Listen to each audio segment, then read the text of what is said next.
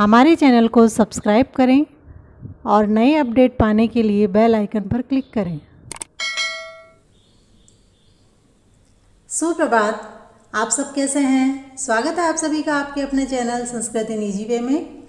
आज हम रुचिरा द्वितीय भाग से 10वां पाठ विश्व बंधुत्वम पढ़ रहे हैं।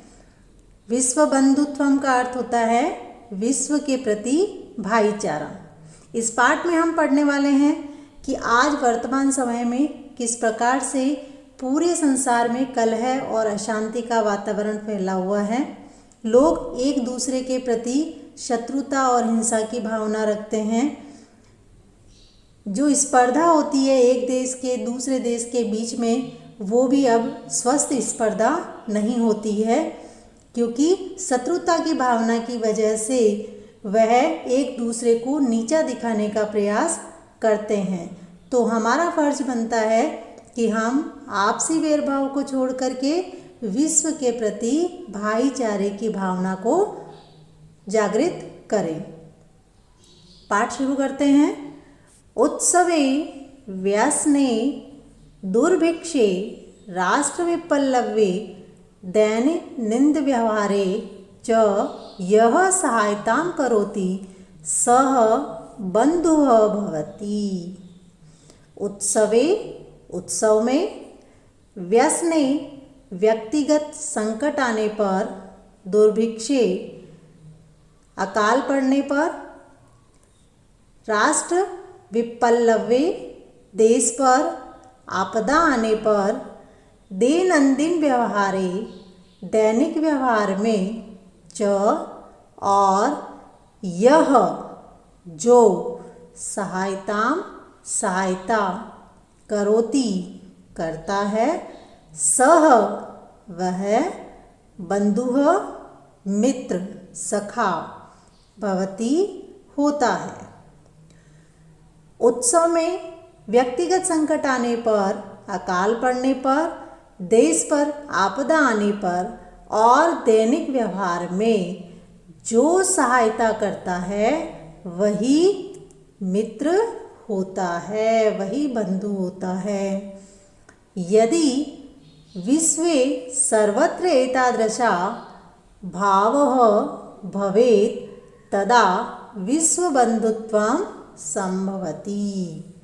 विश्वे विश्व में, सर्वत्र सभी जगह, एतादृशः ऐसी, भावना, भवेत् हो, तदा तब, विश्वबंधुत्वम विश्व के प्रति भाईचारा, संभवति संभव है।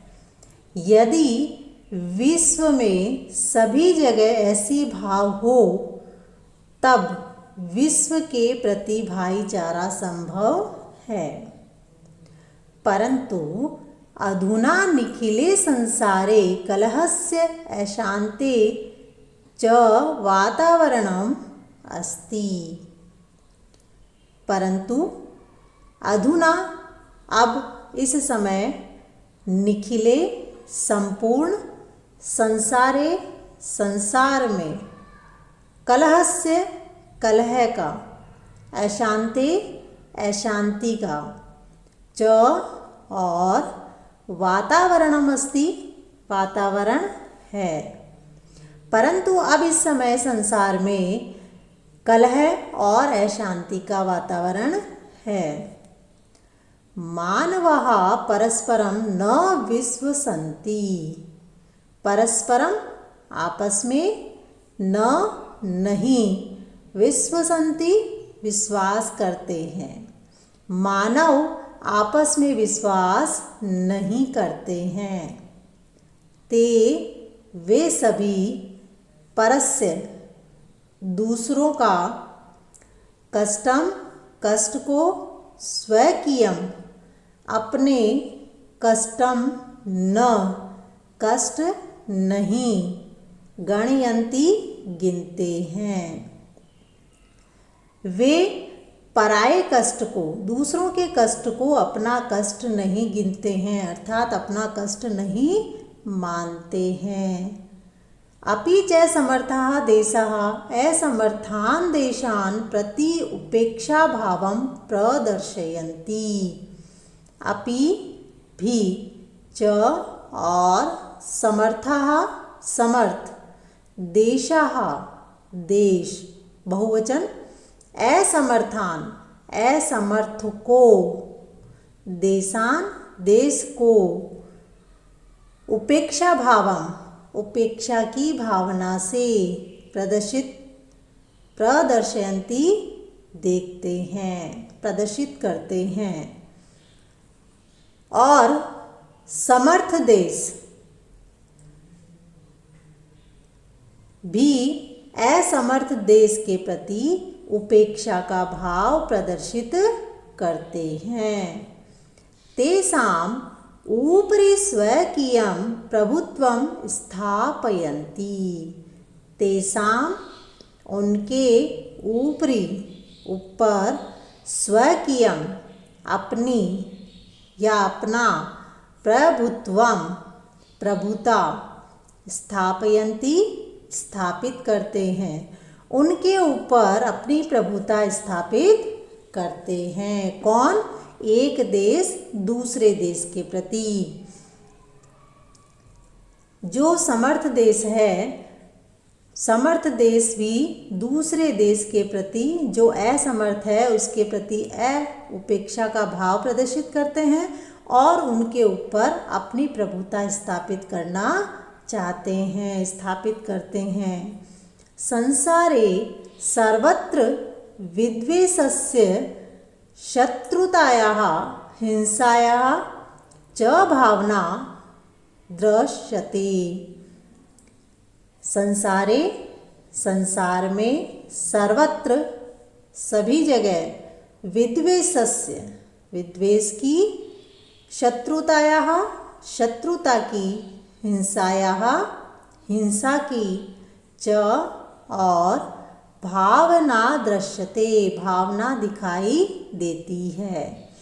संसार में सभी जगह विद्वेष शत्रुता और हिंसा की भावना दिखाई देती है। देशानां विकासः अपि अवरुद्धः भवति।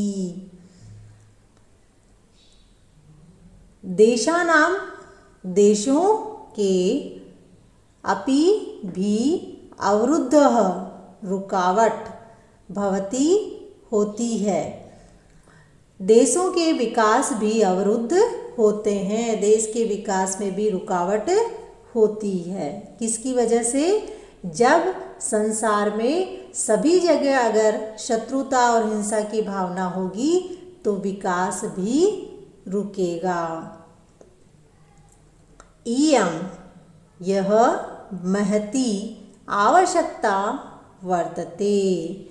महती अधिक वर्तते है यह अधिक आवश्यकता है यत् कि एकः देशः अपरेण देशेन सह निर्मलेन हृदयेन बन्धुतायाः व्यवहारं कुर्यात्। एकः देशः एक देश अपरेण दूसरे के साथ देशेन देश सह साथ निर्मलेन हृदयेन निर्मल हृदय से पवित्र हृदय से बन्धुतायाः बंधुता का व्यवहारम कुर्यात व्यवहार करे।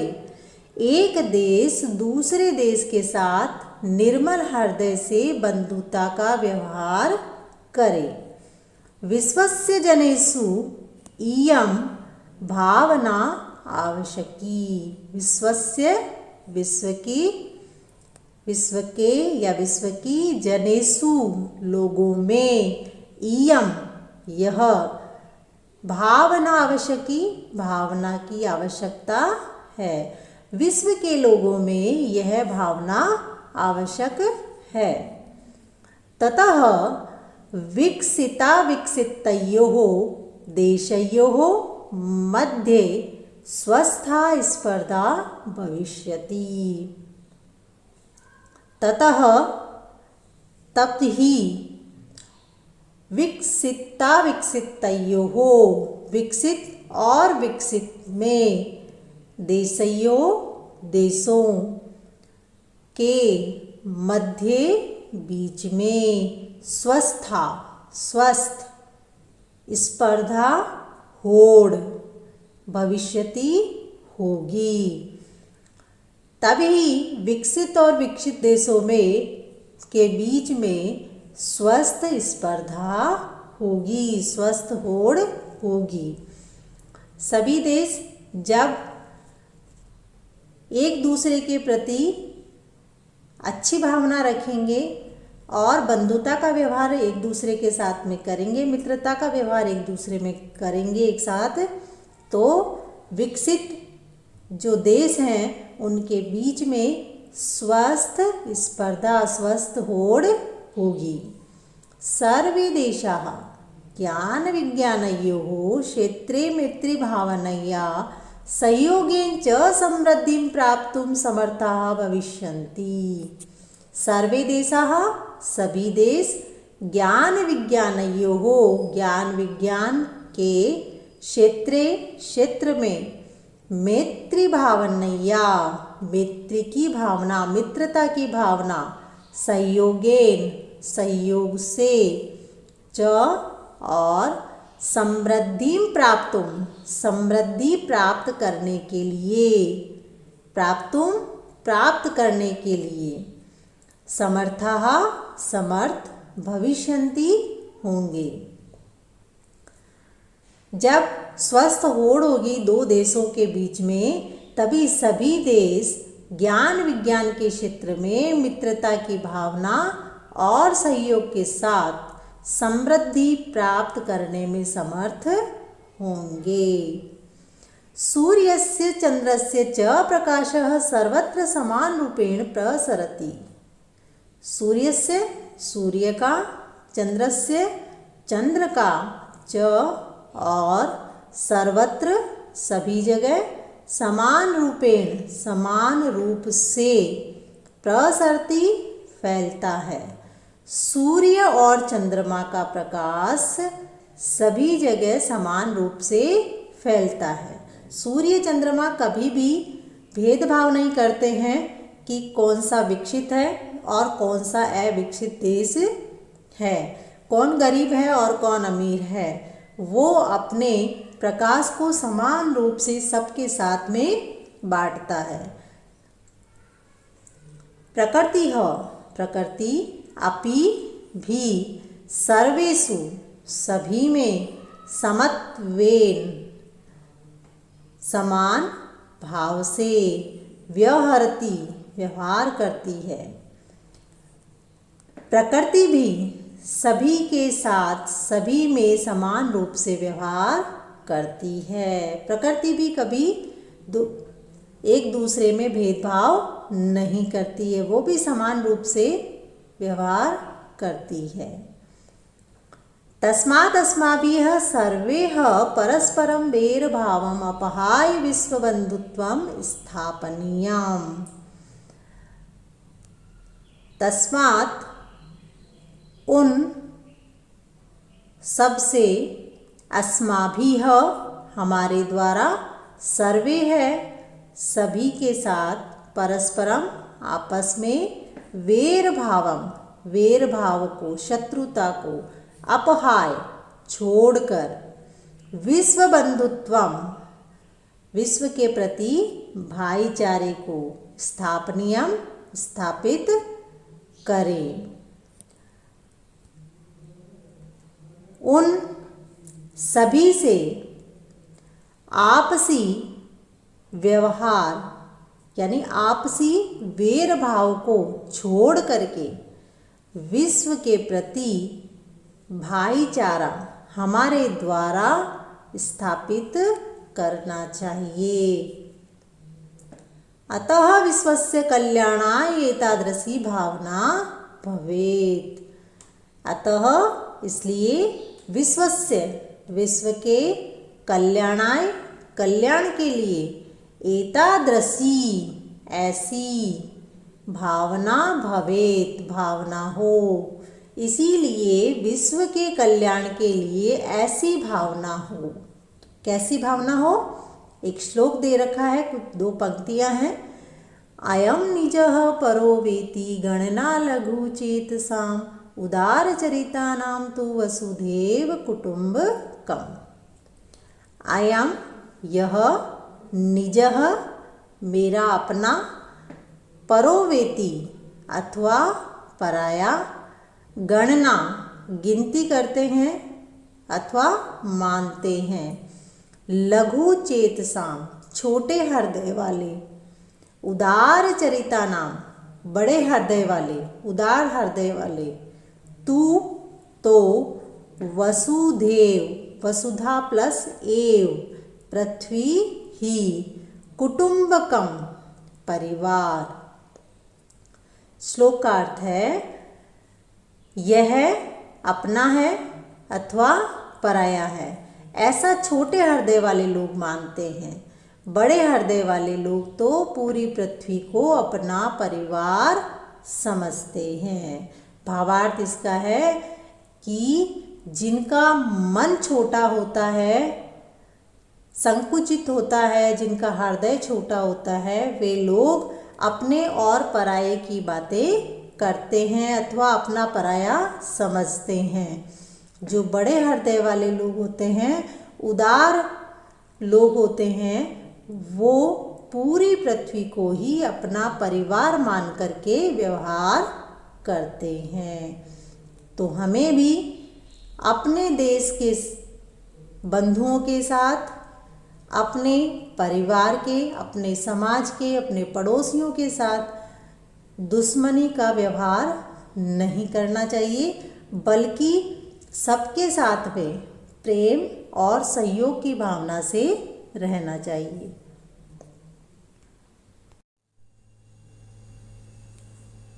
अब हम इस पाठ के अभ्यास प्रश्न हल करते हैं। प्रश्न नंबर 1, उच्चारणम कुरुत, उच्चारण करो। तो हम उच्चारण के साथ साथ इनका अर्थ भी जानेंगे। दुर्भिक्षे अकाल पड़ने पर, राष्ट्र विपल्लवे राष्ट्र पर आपदा आने पर, विश्व बंधुत्वम विश्व के प्रति भाईचारा, विश्व शांति विश्वास करते हैं, उपेक्षा भावम अनादर की भावना, उपेक्षा की भावना, विद्वेषस्य शत्रुता का, धातव्यम ध्यान देना चाहिए, दुख भाग दुख का भागी, प्रदर्शयन्ति प्रदर्शित करते हैं। प्रश्न नंबर 2 है, मंजूषातः समानार्थक पदानि चित्वा लिखत। मंजूषा से समानार्थक पद चुन करके लिखो। समानार्थक का अर्थ होता है पर्यायवाची। यहाँ मंजूषा दे रखा है शब्द परस्य दुःखम आत्मनम बाधितः परिवारः संपन्नम त्यक्त्वा संपूर्णे। परस्य दूसरों का, दुखम दुख को, आत्मानम आत्मा को, बाधितः बाधित रुकावट, परिवारः परिवार, संपन्नम संपन्नता को, त्यक्त्वा छोड़कर, संपूर्णे संपूर्ण में। तो अब हम लिखते हैं इन शब्दों के मंजूषा से चुनकर के पर्यायवाची शब्द समानार्थक पद। सबसे पहला हमारे पास है स्वकीयम। इसका मंजूषा से पद आएगा इसमें आत्मनम।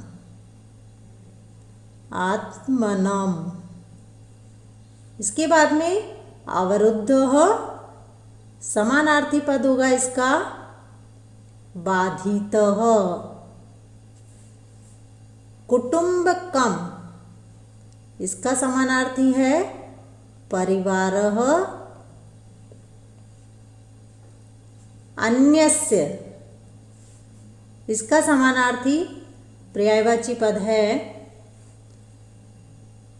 परस्य,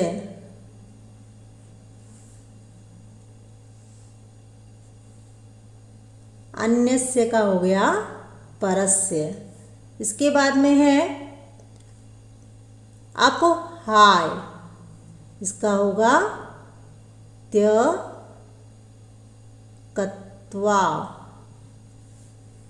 समृद्धम, पर्यायवाची इसका होगा संपन्नम।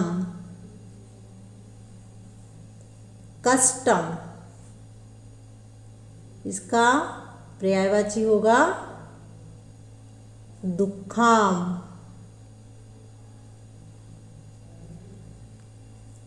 फिर है इसमें अंतिम निखिले, इसका होगा संपूर्णे।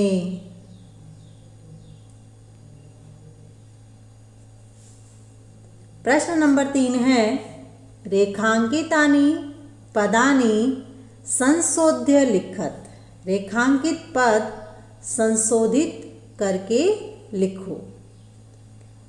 क इसमें है छात्राः क्रीडाक्षेत्रे कन्दुकात् क्रीडन्ति। यहाँ रेखांकित पद है कन्दुकात्। कन्दुकात् का अर्थ होता है कंदुक यानी गेंद, तो गेंद से। यहाँ ये कन्दुकात् पंचमी विभक्ति है। अब इस पंक्ति का पहले हम अर्थ जाने, फिर हमें पता चल जाएगा कि यहाँ पर कौन सी विभक्ति आएगी। यहाँ ये कौन सी विभक्ति है अभी? पंचमी।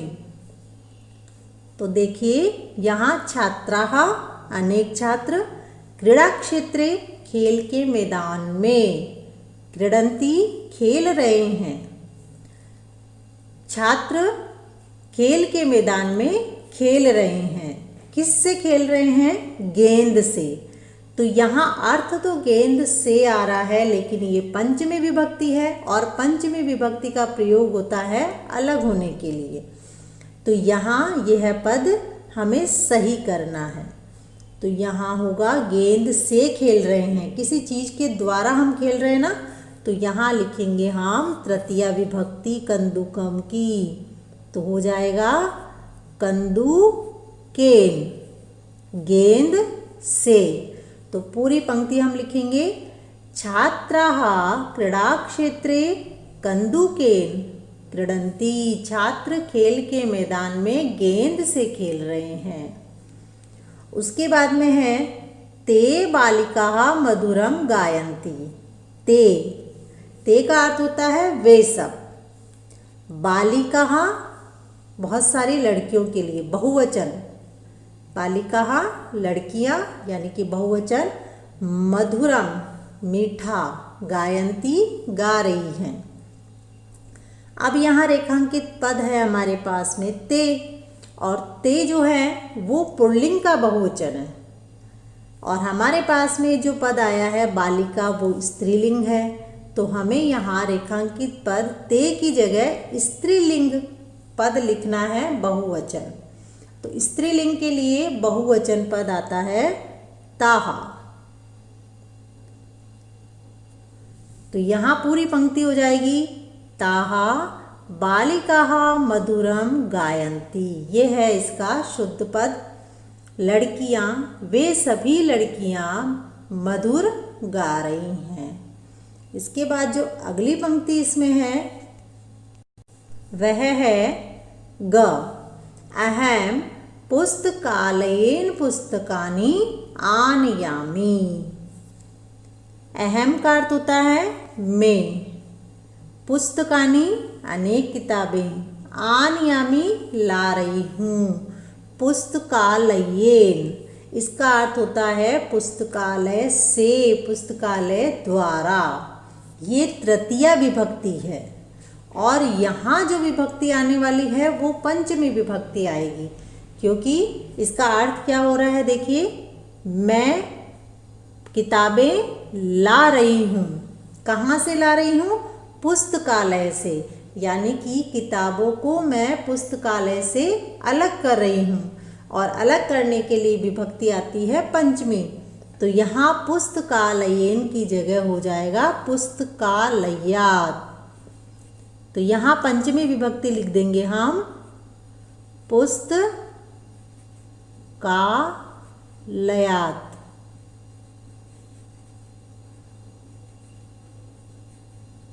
त और नीचे हलंत आ जाएगा इसमें। अब आता है इसमें त्वम किम नाम। किम क्या, नाम नाम, क्या नाम। अब त्वम का अर्थ होता है तुम। अब ये पंक्ति तो इसमें उचित नहीं है क्योंकि त्वम के नीचे रेखा खींची हुई है, तो इसका मतलब ये पद गलत है। तुम क्या नाम है, अब तुम क्या का नाम नहीं होगा, यहाँ होगा तुम्हारा क्या नाम है। तो तुम्हारे के लिए यहाँ जो पद आएगा वो होगा तव, षष्ठी विभक्ति आएगी यहाँ। तो त्वम की जगह लिखेंगे हम तव। तव किम नाम, ये हो गया शुद्ध पद। इसके बाद में अगला और अंतिम है गुरुम नमः। गुरु को नमस्कार। गुरुम का अर्थ होता है गुरु को, नमः का अर्थ होता है नमस्कार। लेकिन नमः यहाँ पर उपपद विभक्ति है। नमः उपपद विभक्ति है, तो उपपद विभक्ति नमः के साथ में हमेशा चतुर्थी विभक्ति का प्रयोग होता है। और यहाँ जो गुरुम में दे रखी है वो द्वितीय विभक्ति है, तो हमें द्वितीय विभक्ति की जगह चतुर्थी विभक्ति का प्रयोग करना है। तो हम यहाँ लिखेंगे गुरुम की जगह गुरुवे। गुरु के लिए नमस्कार, गुरुवे नमः, गुरु के लिए नमस्कार। अगला प्रश्न इसमें है मंजुषातः विलोम पदानि चित्वा रिक्तस्थानानि लिखत अधुना मित्रतायाः लघुचेतसां गृहीत्वा दुखिनः दानवः। मंजूषा से विलोम पद चुन करके लिखो। अब इसमें मंजूषा दे रखा है अधुना, अब इस समय, मित्रतायाः मित्रता का, लघुचेतसां छोटे हृदय को, गृहीत्वा ग्रहण करके, दुखिनः दुखी, दानवः दानव। तो यहाँ इन मंजूषा से हमें शब्द उठा करके विलोम पद नीचे लिखे पदों के सामने लिखने हैं। तो शुरू करते हैं। सबसे पहला हमारे पास में आता है शत्रुतायाः। तो शत्रुताया का इसमें मंजूषा से हो जाएगा मित्रतायाः।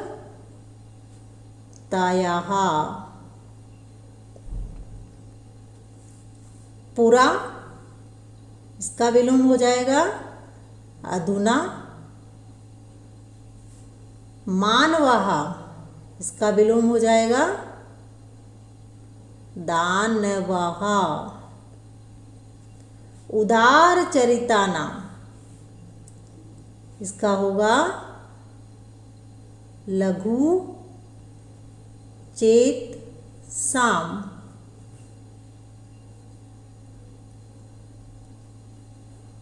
लघु चेतसां। फिर है इसमें सुखिनः, इसका होगा दुखिनः।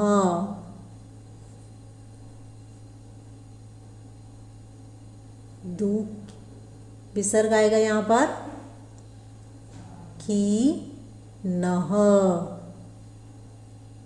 और अंत में दे रखा है इसमें अपहाय, छोड़कर। तो इसका हो जाएगा यहाँ पर ग्रहीत्वा। तो यहाँ लिखते हैं ग्रहीत्वा।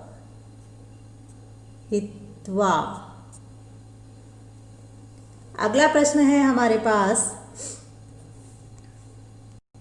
प्रश्न नंबर 5 है अधोलिखित पदानां लिंग विभक्ति वचनत लिखत। नीचे लिखे पदों के लिंग विभक्ति और वचन लिखो। तो पद यहाँ नीचे दे रखे हैं, हमें लिंग लिखना है इसका, कौन सा लिंग है, विभक्ति कौन सी है और वचन कौन सा है।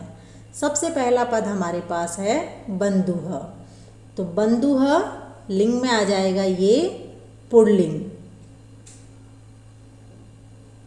ये पुल्लिंग है पद।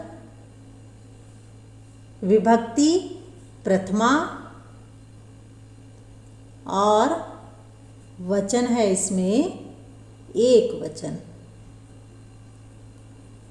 अगला इसमें पद है देशान। देशान भी लिंग इसका होगा पुल्लिंग, ये पुल्लिंग पद है देशान। और विभक्ति इसमें है द्वितीया, वचन है ये है बहुवचन।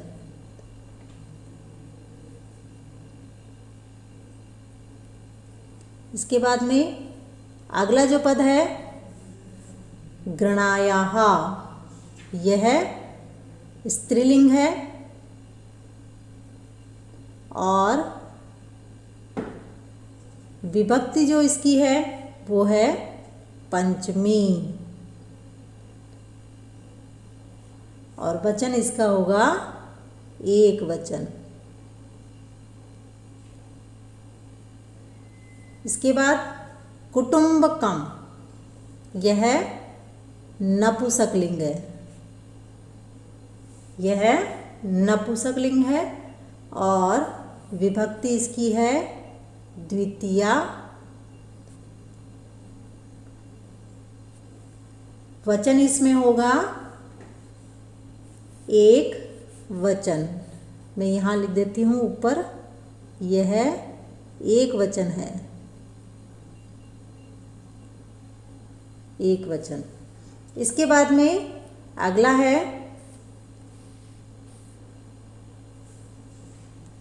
रक्षायाम। रक्षायाम इसमें लिंग होगा स्त्रीलिंग और विभक्ति आ जाएगी सप्तमी। वचन होगा यह है एक वचन। और अंतिम पद इसमें दे रखा है ज्ञान विज्ञानयोः, यह पुल्लिंग पद है। विभक्ति इसमें दोनों होती है षष्ठी और सप्तमी। आप षष्ठी भी लिख सकते हो, सप्तमी लिख सकते हो, दोनों विभक्ति में आता है सप्तमी। और वचन इसमें होगा वो है द्विवचन। इसके बाद अगला प्रश्न है, प्रश्न 6 है कोष्ठकेषु दत्तेषु शब्देषु समुचितां विभक्तिं योजयित्वा रिक्तस्थानानि पूरयेत्। कोष्ठक में दिए हुए शब्दों में से समुचित विभक्ति, उचित विभक्ति जोड़ करके रिक्त स्थान पूरे करो। तो पहला क हमारे पास में है विद्यालयम उभयतः वृक्षाः सन्ति।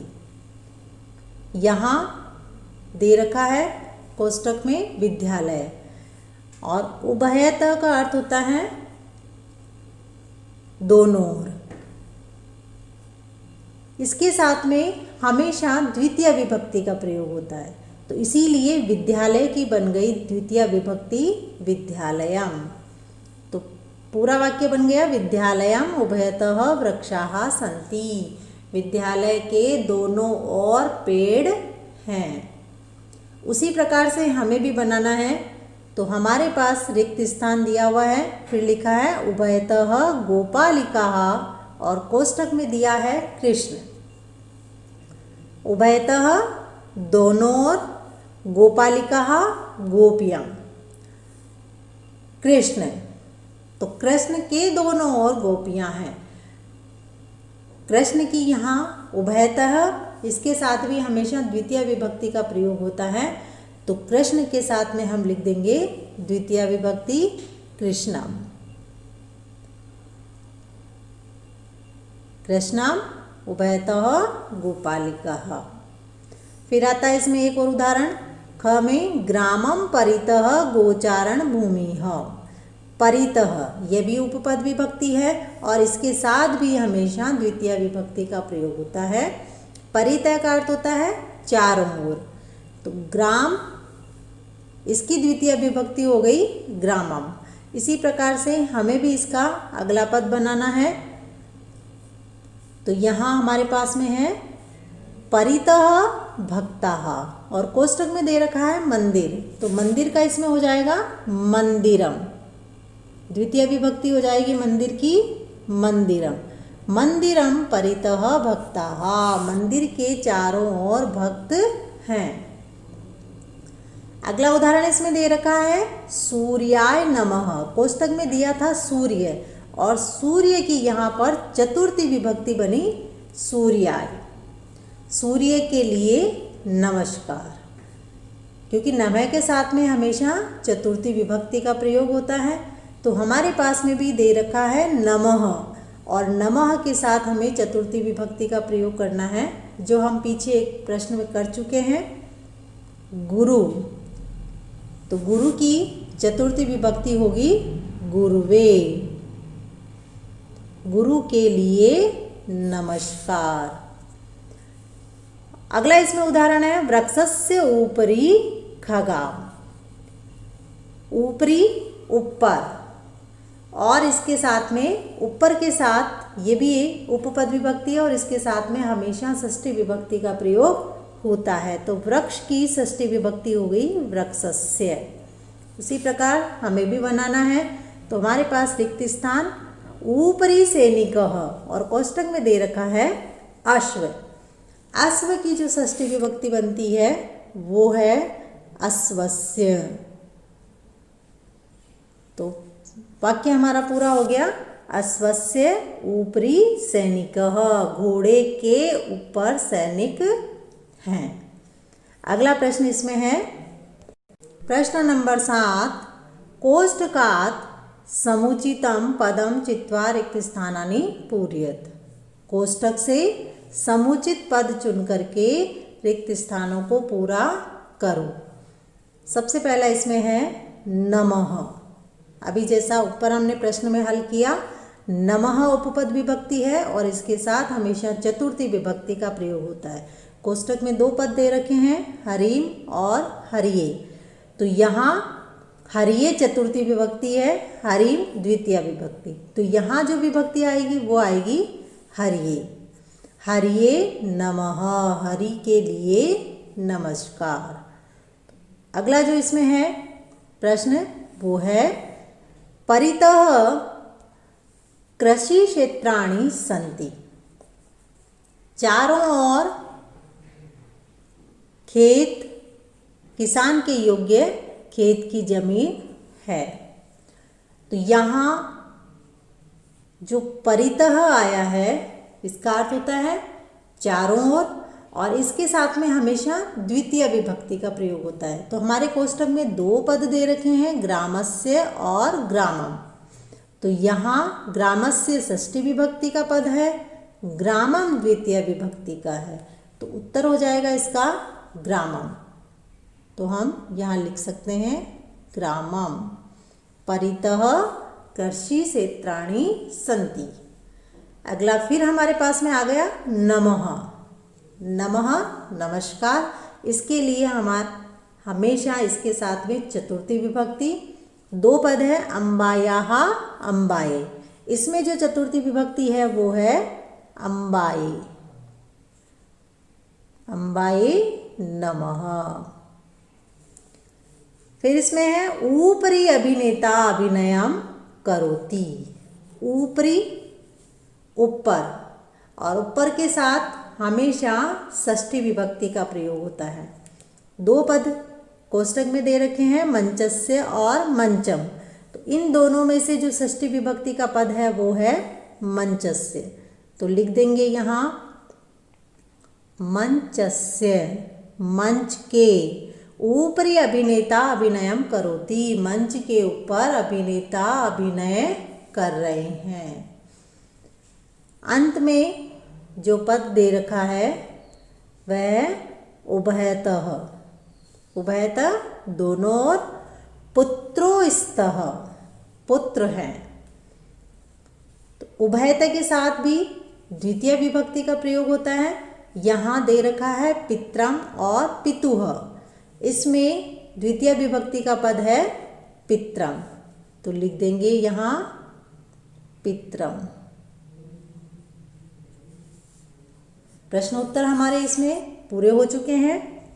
हमने इस पाठ का अनुवाद भी किया है और अभ्यास प्रश्न भी हल किए हैं। आपको ये वीडियो कैसा लगा हमें ज़रूर लिख करके बताएं। वीडियो को लाइक करें, शेयर करें और सब्सक्राइब करें। वीडियो देखने के लिए धन्यवाद।